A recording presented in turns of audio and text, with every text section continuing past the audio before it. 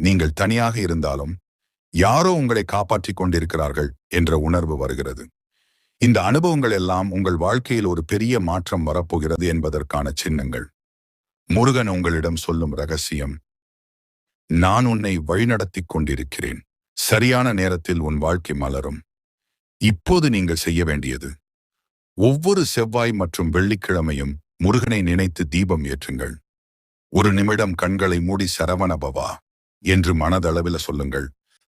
தவறாமல் நல்ல எண்ணங்களை வளர்த்துக் கொள்ளுங்கள். உங்கள் வாழ்க்கையில தடை இருந்தாலும் அது நீங்கும் நேரம் வந்துவிட்டது. இந்த செய்தி உங்களுக்கு வந்திருக்கிறது என்றால் அது சாதாரணம் இல்லை. முருகன் அருள் உங்களை தேடி வந்துவிட்டது. அருள் வரம் தரும் கந்தன் உங்களை காப்பாற்றுவார்.